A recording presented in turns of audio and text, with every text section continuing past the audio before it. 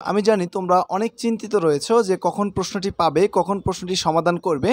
তো তোমাদের সকল কিছুর অবসান ঘটিয়ে অবশেষে কিন্তু আমরা তোমাদের আগামীকাল 6/7/2024 যে পরীক্ষাটি হবে, তোমাদের যে আগামীকালকের প্রশ্নটি কিন্তু হাতে পেয়ে গিয়েছি। এখন তোমাদেরকে প্রশ্নটি সম্পূর্ণ বুঝিয়ে দিব যে তোমাদের কি কি করতে হবে এবং প্রশ্নটি কিভাবে তোমাদের অ্যান্সার করতে হবে। সম্পূর্ণ বিষয়টি তোমাদের এই ভিডিওতে দেখিয়ে দেবো। তোমরা অবশ্যই ধৈর্য সহকারে ভিডিওটি দেখবে। এটাই কিন্তু 100% শিওর আগামীকালকে তোমরা 6 তারিখে পরীক্ষা দিতে গিয়ে দেখবে এই প্রশ্নটি তোমরা দেখতে পাচ্ছ। ষান্মাসিক সামষ্টিক মূল্যায়ন 2024 নবম শ্রেণী, বিষয় ডিজিটাল প্রযুক্তি, শিক্ষার্থীদের জন্য নির্দেশনা। প্রকল্পের নাম সাইবার নিরাপত্তা বিষয়ক সচেতনতামূলক তথ্য উপস্থাপন। ডিজিটাল প্রযুক্তির ব্যবহার বৃদ্ধির সাথে সাথে এই নিরাপত্তা ঝুঁকিও ক্রমাগত বেড়ে চলছে। এলাকার সাধারণ নাগরিক যারা এই ব্যাপারে সচেতন না, তারা বিভিন্ন সময়ে নানামুখী সমস্যায় পড়েছেন। মোবাইল বা অন্য কোনো ডিভাইস ব্যবহার করে তেমন নিরাপত্তামূলক ব্যবস্থা না থাকায় এলাকার লোকজন প্রায়শই সমস্যায় পড়ে, ব্যক্তিগত, আর্থিক, এমনকি সামাজিক সমস্যায় পড়েছেন। এই বিষয়ে স্থানীয় লোকজনের মাঝে সচেতনতা বৃদ্ধির জন্য তোমাদের এগিয়ে আসা জরুরি, যার একটি চেষ্টা এই প্রকল্পের মাধ্যমে শুরু করতে হবে।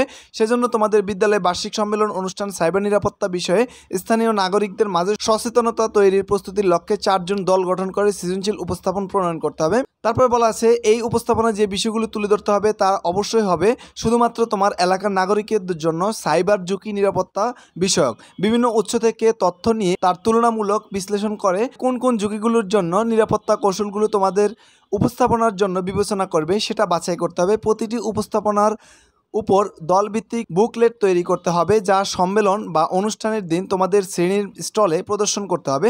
সম্মেলন অনুষ্ঠানে তোমাদের উপস্থাপনা বিষয়ক একটি প্রচারণার তথ্য স্কুল গুগল সাইটে প্রদর্শন করতে হবে। এরপর রয়েছে কাজের ধারাবাহিকতা, অর্থাৎ তোমাদের যে কাজগুলো করতে হবে। কাজ 1, কাজ 2। কাজ 1 হচ্ছে নিজের এলাকার নাগরিকদের জন্য সাইবার ঝুঁকি চিহ্নিত করার জন্য সম্ভাব্য সাইবার নিরাপত্তা ঝুঁকিগুলোর নাম ও কতজন কোন ঝুঁকির কথা উল্লেখ করেছে তার উপাত্ত অন্য দলের সদস্যদের নিকট হতে সংগ্রহ করো।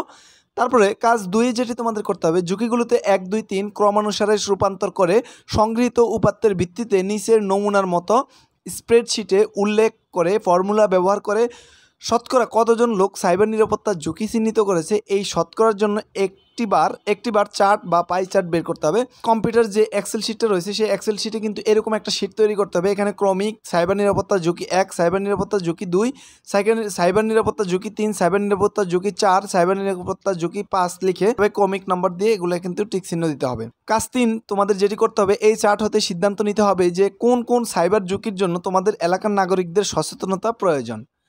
তো এই হচ্ছে তোমাদের সমস্ত প্রশ্নটি তোমাদেরকে দেখিয়ে দিলাম। তোমরা এই প্রশ্নটির আলোকে প্রস্তুতি নিয়ে ভালোভাবে আগামীকালকে পরীক্ষা দিতে যাবে। তোমাদের সকলের জন্য শুভকামনা জানিয়ে আজকের ভিডিওটি এখানে শেষ করছি। আল্লাহ হাফেজ।